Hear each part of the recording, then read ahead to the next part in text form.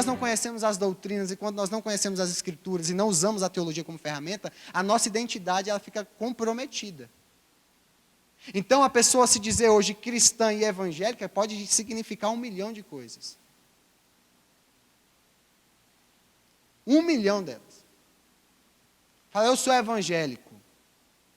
Alguns vão te ver como... Vocês já viram aquelas fotos que eles colocam no Facebook, né? Como as pessoas me veem, como eu me vejo e como eu verdadeiramente sou. É mais ou menos isso que está acontecendo. Porque as pessoas estão com uma crise de identidade cristã que é incrível. Por que essa crise? Porque não se conhecem. Porque não conhecem a Escritura, não conhecem a sua própria história. Não tem como saber quem é. Não tem como se definir. Não tem como ter uma postura diante de determinada situação. Então, se alguém tem uma prática que é condenável para Cristo, e ela não conhece, não sabe disso, ela vai fazer achando que Deus está se agradando disso. Ela vai oferecer lá os sacrifícios para conseguir o favor de Deus. Se brincar, tem gente que mata até galinha. Tem gente que faz esse tipo de sacrifício ainda hoje.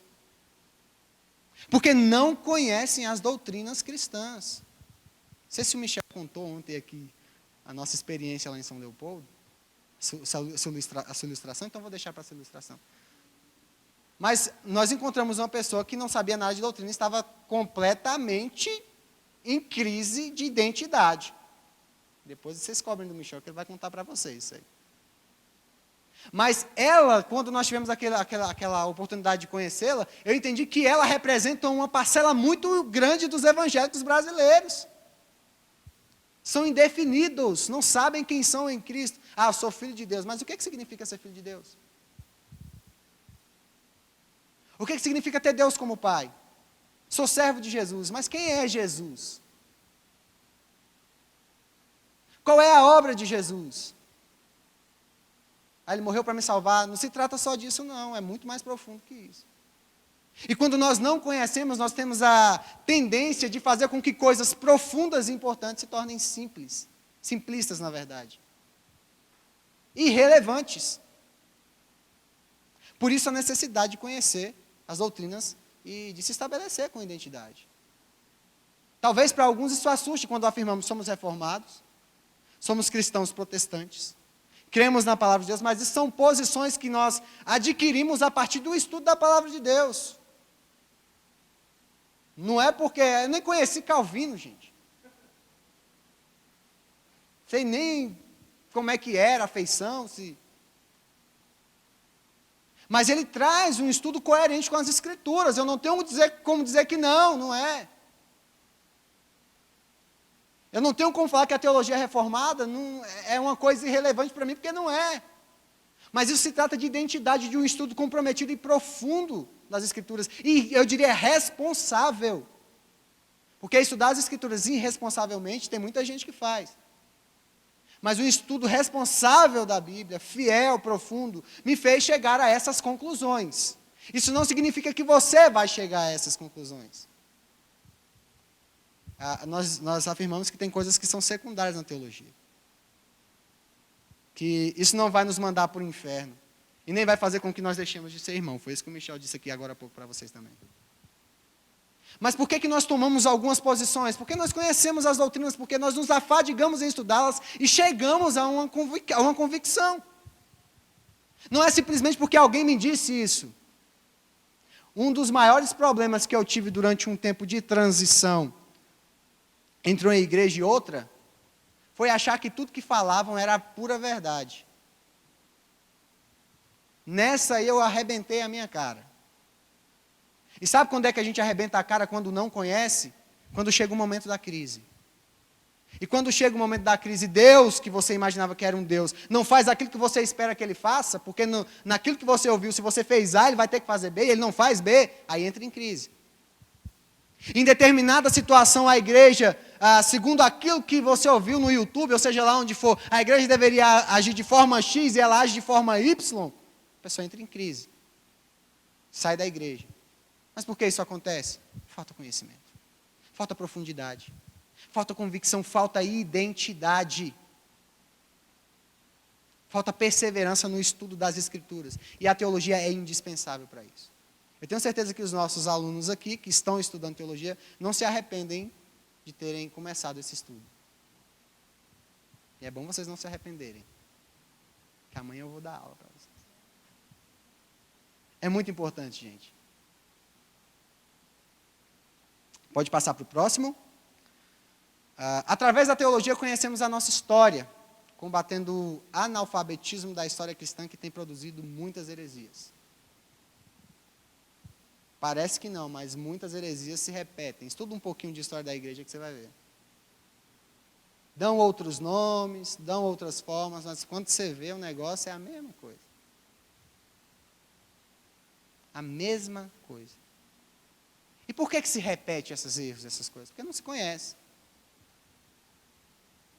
Porque se conhecesse, não cometeria os mesmos erros. Ou pelo menos o mais inteligente seria não cometer os mesmos erros. Depois que se conhece, é que nem criança. Se ela sabe que botar o dedo na tomada dá choque depois que ela leva, há uma probabilidade muito grande dela não botar mais dedo na tomada.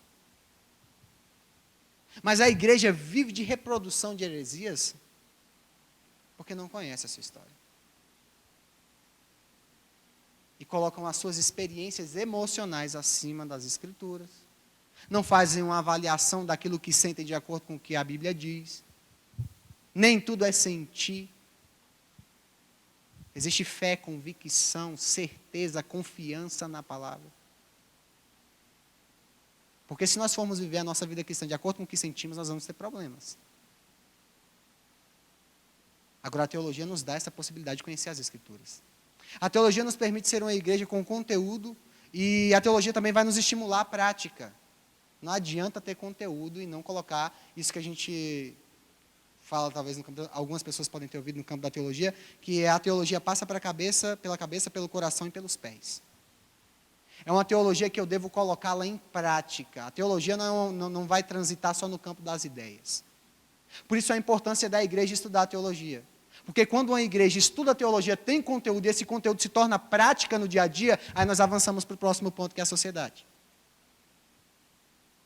Teologia não diz respeito a campo de ideias somente. Ela vai transitar dentro do campo das ideias, mas o seu fim é prático, é ortopraxia. É colocar-se em prática aquilo que aprendemos, aquilo que entendemos. Não é receber aquilo ser mais um conhecimento ou um conteúdo que você vai ter e, como eu sei responder isso, como eu sei falar sobre isso num debate acadêmico. Mas do que você está servindo na sua vida? O que esse conhecimento está fazendo com você no seu dia a dia, na prática? Porque o Evangelho de Cristo é um Evangelho que, sim, passa pela mente, passa pelo coração, mas vai para os pés. Jesus nos deu a mente, o raciocínio, nós conseguimos pensar. Por isso que Stott vai dizer que crer é também pensar. A nossa fé não é ignorante. Mas não se trata só disso. C.S. Lewis vai dizer que existe uma grande diferença entre você falar o que é a verdade e você mostrar como ser verdadeiro. Ele usa o termo amor. Existe uma grande diferença entre você falar o que é amor do que você ensinar o que é amar.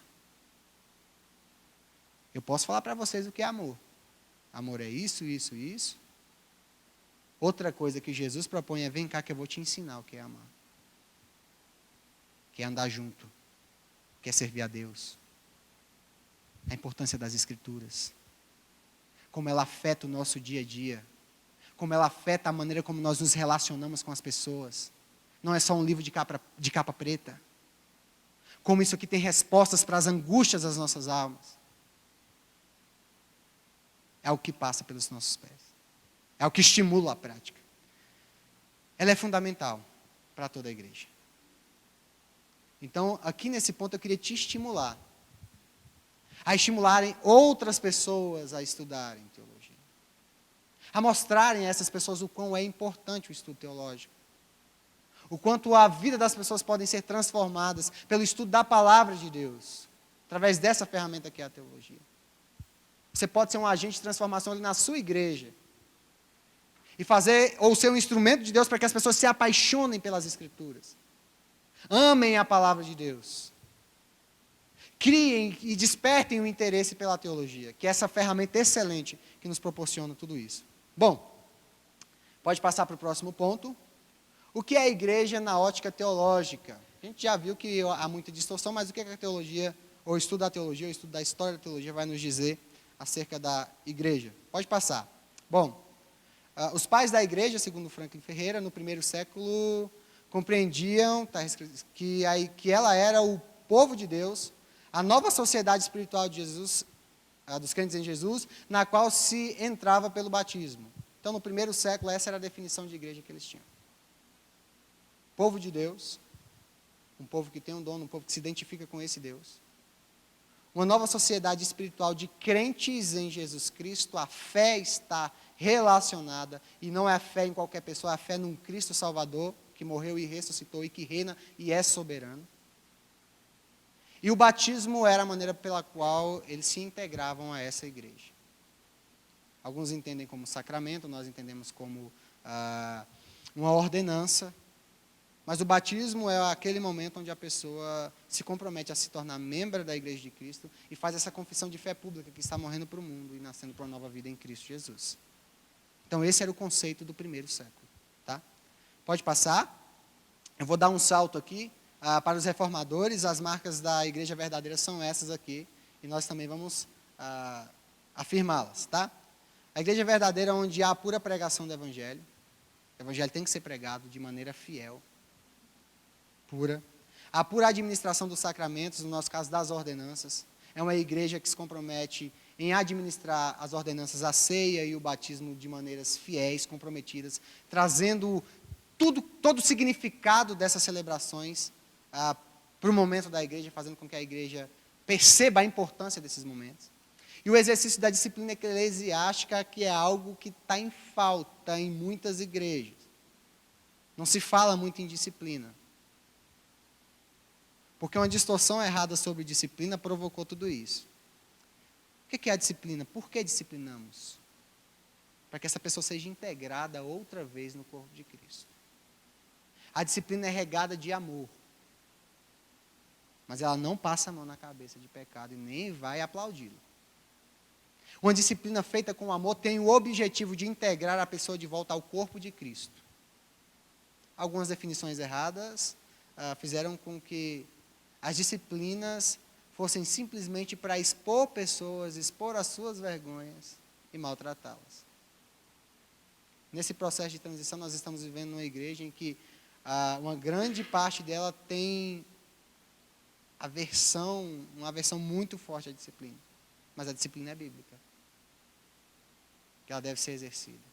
Então, uma igreja, de acordo com o pensamento reformado, uma igreja fiel é aquela que prega o evangelho, é aquela que administra os sacramentos ou as ordenanças e exercita a disciplina eclesiástica de maneira fiel às Escrituras. Fiel e saudável. Para os puritanos, o pastor Michel já nos trouxe algumas coisas aqui, a igreja se constituía do conjunto total dos eleitos, igreja invisível, e a comunidade local dos cristãos reunidos visivelmente para adoração e ministério, que nós chamamos de igreja local. Isso também é uma resposta que os reformadores dão à noção de igreja da igreja católica, que eles trariam então que católica é universal, que é para se fazer parte da igreja de Cristo, você teria que fazer parte da igreja católica, caso contrário você não faria parte da igreja. Então os reformadores dão essa resposta, os puritanos ratificam essa resposta outra vez, e existe a igreja invisível de Cristo, que é a igreja onde todos os crentes do mundo inteiro, eles fazem parte dessa igreja, e existe a igreja local, e na igreja local você vai ter joio e trigo, mas que você vai ter trigo ali, você vai ter também. Então essa era a visão dos puritanos acerca de igreja. Gruden vai nos dizer agora, nós, no século XXI, que a igreja é a comunidade de todos os cristãos de todos os tempos. Essa definição compreende que a igreja é feita de todos os verdadeiros salvos. Também uma confissão reformada sobre o que é igreja. Franklin Ferreira vai ressaltar que a igreja é uma manifestação do reino de Deus. E aqui a gente já está começando a caminhar para a última parte, que é a integração, os reflexos da igreja na sociedade. A igreja e seus reflexos na sociedade. Bruce Milner diz que não devemos equiparar o reino com a igreja, mas quando esta se submete verdadeiramente a Cristo, obedecendo a sua palavra, ela se torna um instrumento do governo de Deus. Ariovaldo Ramos vai ressaltar que a igreja é uma agência de Deus no mundo encarregada de cumprir a missão de Deus de redimir a criação. são bem semelhantes. O que nós precisamos entender dentro desse contexto? A igreja é uma manifestação do reino de Deus. Ela não é o reino de Deus, na sua manifestação. É aquilo que vocês sabem muito bem, o agora, mas ainda não. A igreja, ela manifesta a cultura de Cristo no mundo. Os princípios de Cristo na terra. Ela parte do pressuposto de que Cristo tem uma maneira de olhar o mundo e a sociedade, uma maneira de enxergar a vida e de como ela deve ser vivida. E a igreja vive esse modelo de Cristo, que a gente conhece através das Escrituras. Ok? O outro ponto que a gente tem que ressaltar aqui é que a missão é de Deus, e não da igreja. Então a gente tem que tomar um certo cuidado quando a gente coloca sobre o peso da igreja uma coisa que talvez não seja dela. Deus tem uma missão, e a igreja é a agência que executa a missão de Deus, de redimir, de salvar o que se havia perdido. Isso é muito importante dentro do nosso entendimento, dos seus reflexos dentro da sociedade. Porque a igreja, então, é a manifestação do reino de Deus na terra, para que toda a criação tenha o acesso ao conhecimento da verdade e seja redimida por Cristo. No final, isso vai acontecer. Mas de uma maneira mais abrangente, se trataria disso. Pode passar o próximo slide. A igreja e seus reflexos na sociedade, agora nós vamos... Não é um sermão expositivo isso aqui, é só uma parte da exposição que o Stott faz do Sermão do Monte. Se vocês quiserem, o livro é muito bom. Esqueci o título, sei que é alguma coisa Sermão do Monte do John Stott. Estava com o nome gravado aqui. Mas ele vai fazer a exposição de Mateus capítulo 5, na verdade ele faz a exposição de todo o Sermão do Monte. Nós vamos ver só do capítulo 5, do versículo 13 ao 16, para entender qual a ação da igreja dentro da sociedade. Dá uma resposta bíblica para isso. Tá ok? Bom, vamos ler o texto, pode passar. Diz assim: vocês são o sal da terra, mas se o sal perder o seu sabor, como restaurá-lo? Não servirá para nada, exceto para ser jogado fora e pisado pelos homens. Vocês são a luz do mundo. Não se pode esconder uma cidade construída sobre o monte. E também, ninguém acende uma candeia e a coloca debaixo de uma vasilha. Pelo contrário, coloca-a no lugar apropriado e assim ilumina a todos os que estão na casa. Assim brilhe a luz de vocês diante dos homens, para que vejam as suas boas obras e glorifiquem ao Pai de vocês que está nos céus. Vamos lá, pode passar. John Stott vai tratar da primeira afirmativa: vocês são o sal da terra. E, de acordo com ele, assim como o sal retardava o deterioramento da carne e do peixe, a igreja deve retardar o deterioramento do mundo pelo pecado. O mundo está sendo deteriorado periodicamente por causa do pecado humano. E a igreja deve andar na contracultura ao ponto de retardar esse deterioramento. É o que nós chamamos de mandato cultural. A igreja deve ser diferente do mundo. Ele vai dizer que a salinidade do cristão é o seu caráter. É discipular do cristão verdadeiro, visível em atos e palavras.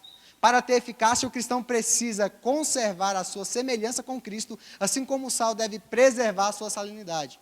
O Dr. Lloyd Jones diz que a glória do Evangelho é que, quando a igreja é absolutamente diferente do mundo, ela invariavelmente o atrai.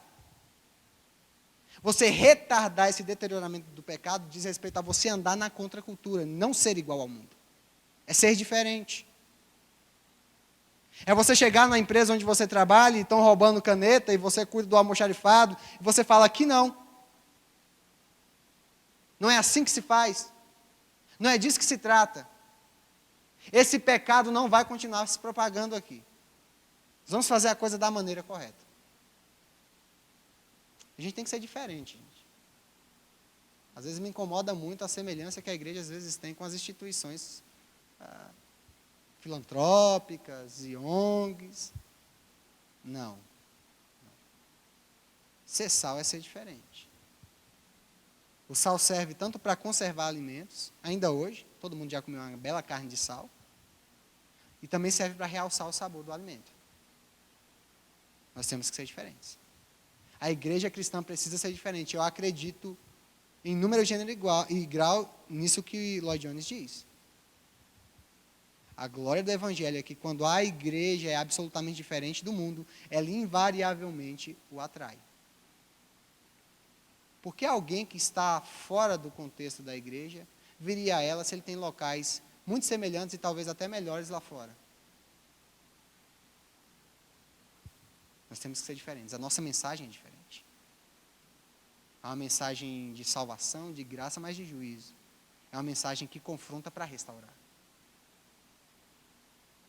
E a primeira coisa que nós temos que fazer, e isso deve se refletir dentro da sociedade, é andarmos na contracultura. É sermos diferentes. É mostrar para eles que nós somos um povo diferente. Que nós temos princípios diferentes. Que nós nos comportamos de uma maneira diferente. Não para se ter algo, mas porque nos tornamos algo. Cristo nos transformou ao ponto de nós refletirmos a sua glória onde quer que estejamos. Não é legalismo. É transformação e regeneração. Nós temos que ser diferentes. Ele vai dizer, vocês são a luz do mundo. Stott ainda diz que Jesus esclarece que essa luz são as nossas boas obras. Crer, confessar e ensinar a verdade, promover o amor e o interesse pelo nosso semelhante, devem ser praticados, pois os atos práticos e visíveis gerados pela compaixão são as boas obras. Então, boa obra não é só caridade. Pregar o Evangelho é uma boa obra. Levar o conhecimento da verdade para as pessoas também é uma boa obra, mas não se trata só disso. Nós temos que estender a mão. Não se trata só de pôr a mão na cabeça do camarada e orar para que ele tenha pão. Tem que dar o pão. Porque senão nós nos tornamos hipócritas. E Cristo nunca foi hipócrita. E ser luz é não ser hipócrita. Ser luz é conservar uma doutrina fiel e uma prática fiel. Ser luz é ir além do que as pessoas do assistencialismo fazem. Eles te dão pão, mas não alimentam a sua alma. Nós compartilhamos o pão da vida, mas nem por isso deixamos de compartilhar do pão físico para alimentar as pessoas. Esse deve ser um reflexo permanente dentro da sociedade. Nós temos que ser conhecidos por isso. Às vezes alguém se pergunta, será que Deus não coloca a mão dele aqui? Deus está vendo o irmão ali passando fome, mas você não entendeu que você é o corpo de Cristo, está vendo o irmão passar fome, você é o braço de Deus, vai lá. Ora com ele, chora com ele, dê ele o que ele precisa. Isso tem que se refletir dentro da sociedade. As nossas igrejas precisam ter essa consciência de pregar o Evangelho com fidelidade e de cuidar das pessoas. E é bom ressaltar que tudo se trata da glória de Deus. É da glória de Deus. Uma glória que Ele não negocia com ninguém. A igreja existe para a glória de Deus. Nós pregamos o Evangelho para a glória de Deus. Se alimentamos um faminto, é para a glória de Deus. Se cuidamos de um enfermo, é para a glória de Deus. Se estamos aqui hoje, é para a glória de Deus. Deus não pode perder o seu lugar de primazia. E a sua glória não pode ser roubada, e nem o Evangelho perder a sua credibilidade por uma ineficiência da igreja dentro da sociedade. Por igrejas que prestam serviço social, mas não alimentam a alma, nem matam a sede do coração, a sede espiritual das pessoas. Em contrapartida, outras igrejas que falam, mas nunca fazem nada. Nós não seguimos o princípio dos essênios, onde nós nos destacamos em determinado contexto, e nos separamos de todos e de tudo, e vivemos a nossa espiritualidade ali separados do mundo, esperando Jesus voltar. Não é disso que se trata. O nosso envolvimento com o mundo é para transformá-lo. É para ser sal e é para ser luz. É para entrar lá e mostrar o que Cristo fez enquanto Ele esteve aqui. Que é o que nós devemos fazer. É levar vida. É levar a elas o Evangelho de Cristo. E o Evangelho também consiste, sim, dessa compaixão, desses atos práticos de compaixão. A gente precisa estar ciente com relação a isso. Pode passar para o próximo. Stott diz que os cristãos são o sal da terra e a luz do mundo, e como tal, eles não podem falhar para com o mundo ao qual foram chamados a servir. Isso é muito importante, gente. Aqui a gente pode parar para pensar que tem igreja que está falhando com o qual foi chamado, ou com o chamado pela qual Deus fez para elas para servir. Nós temos que ser igrejas relevantes. E ser igreja relevante não é o que muita gente entende como igreja relevante. Nem sucesso é o que muita gente acha que é sucesso.